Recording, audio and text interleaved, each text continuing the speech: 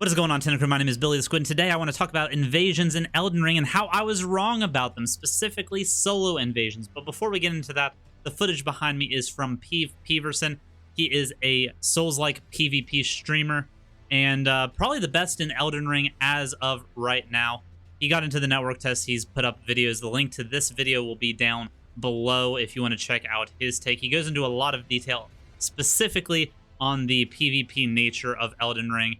And since I didn't get into the network test, I want to showcase content creators that I like and respect in the Souls-like genre, and Peeve is definitely my favorite PvPer of the bunch. So, getting that out of the way, let's talk specifically about Elden Ring PvP and how I was wrong about solo invasions needing to exist. So, for all of you that haven't checked it out, I made a video called Elden Ring and FromSoftware want to ruin solo invasions, and technically that title still stands true. There is a very specific way that you can get solo invaded in Elden Ring, but it's basically they did an opt-in system. We went over some comments in regards to solo invasions, and one of the suggestions was opt-in systems. And it turns out that is the route they went with it. So if you want to be solo invaded, there's an item similar to the Bloody Finger, or the finger item from Dark Souls 3, that allows you to be solo invaded and not just be invaded exclusively in co-op. Now, if you are invading, you are still significantly more likely to be invaded than if you were a solo player with this item turned on, okay? That's just the nature of the beast. It was the way it was in Dark Souls 3. That is returning in this, but I wanted to say I was wrong about the need for solo invasions to be basically unlocked so that everybody has to come to terms with invasions, either in a solo or co-op variant. If you want to play through this game solo and you don't want to get invaded, after I've seen how the game actually performs and functions and everything that goes into it, I 100% understand why FromSoftware has not allowed this to be on by default. I'm happy that they have an opt-in system for this, but I am very, very happy as well that solo players are not going to be subject to invasions unless they want to. The main reasons for this come in a few different flavors. Number one is the fact that world bosses exist. What are world bosses? Well, whenever you are traveling throughout the realm, there are going to be specific areas and specific creatures that are counted as world bosses. These are just like a regular boss, only roaming open world. Not necessarily roaming, but in a set specific area.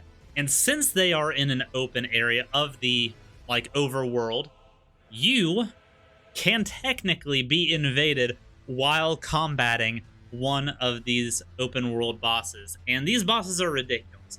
A lot of the bosses are very, very strong, especially the knight on horseback that is at the very beginning of the network test.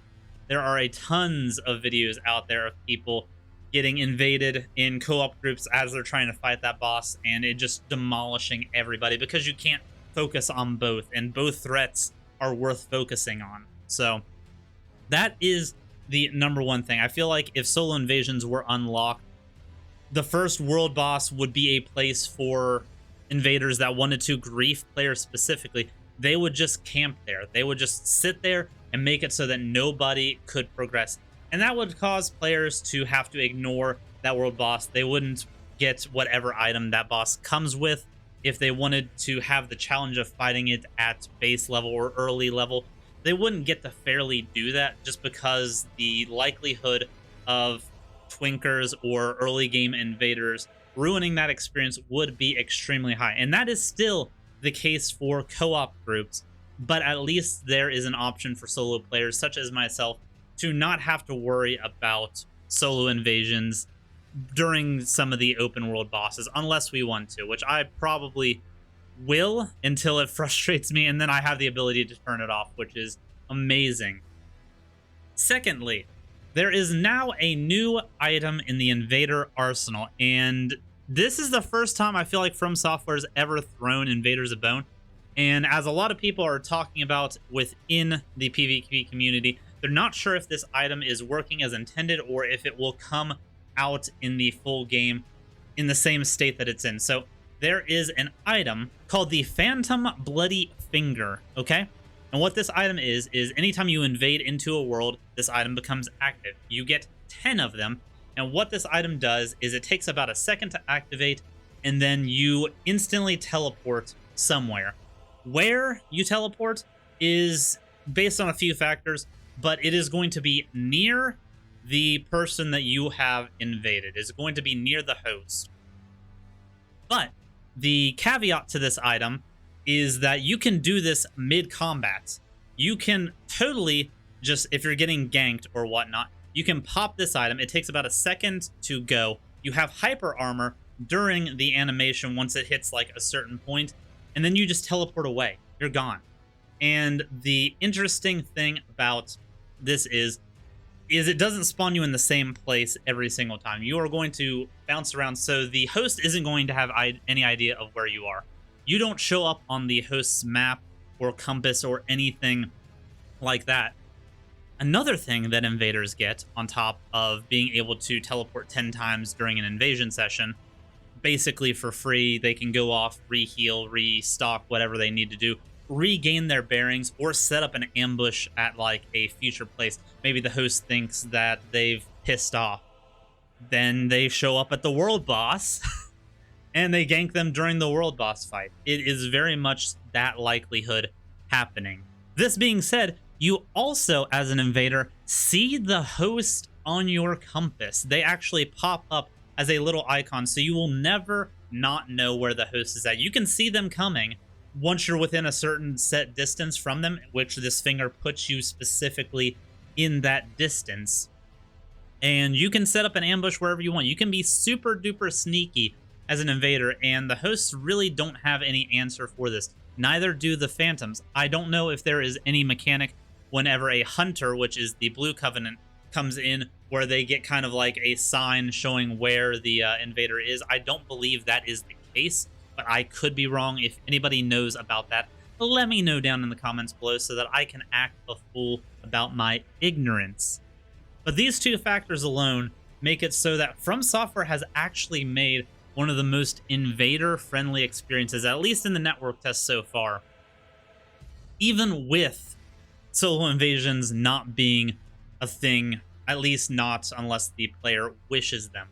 It is honestly kind of a beautiful thing that invaders are actually getting a bone thrown at them and actually being able to get the upper hand in more ways than just being blatantly stronger. Yes, I'm sure once the full game comes out, twinking is going to be a problem. It always is. And then there are going to be more and more problems with early game griefing and stuff like that.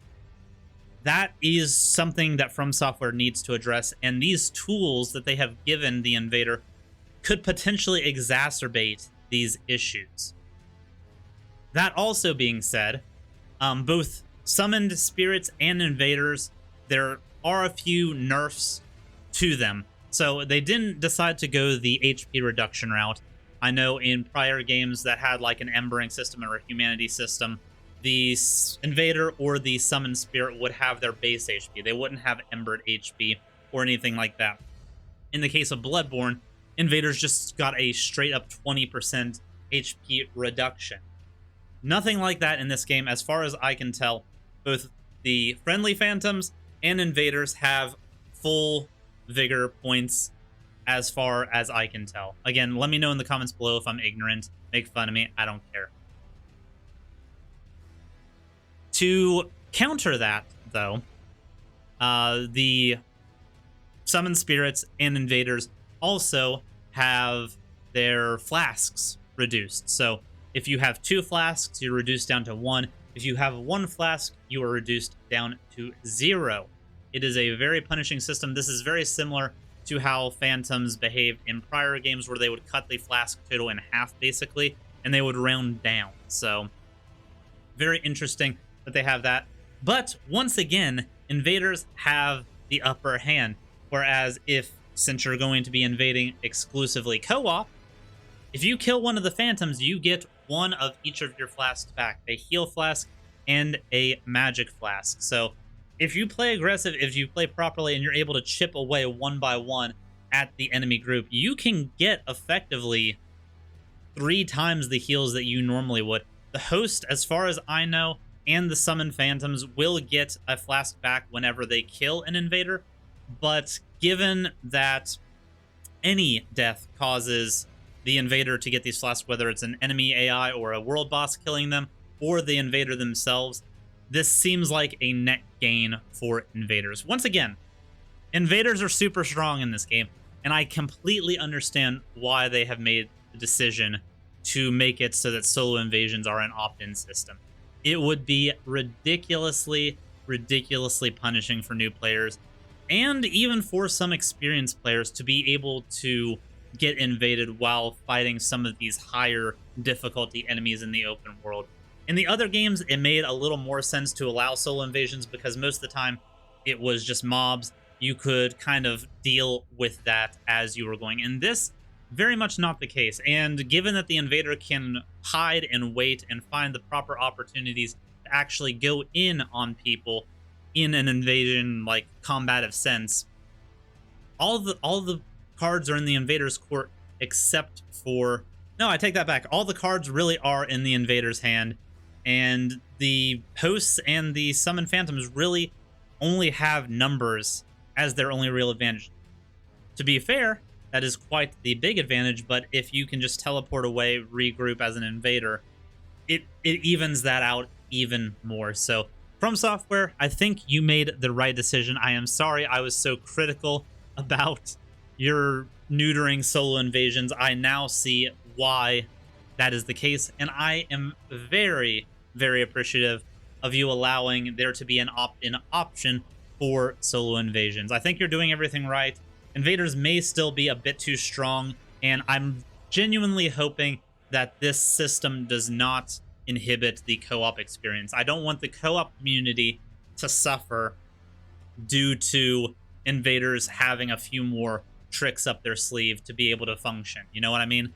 I don't want this to be something that makes co-op groups hate co-oping the game and not feel comfortable playing with their friends because they have to compete over and over with invaders. That is my biggest concern, and as of right now, it is a very real concern about the game.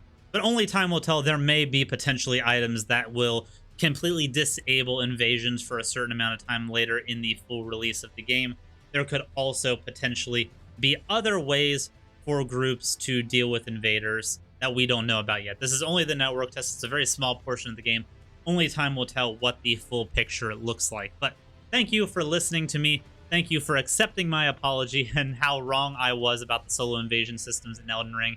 I am not too proud to admit when I am wrong, and I will happily admit I was wrong in this situation. But if you enjoyed the video and want to see more Elden Ring content, don't forget to hit the subscribe button down below. We will be doing more of this as Elden Ring approaches, and then, boy, when February hits, it's on, let me tell you. But thank you all very much for watching. Much love. Again, Peeves' video will be down below if you want to watch more in-depth PvP content. I highly recommend him. And as always, Crew. Much love. Bye-bye.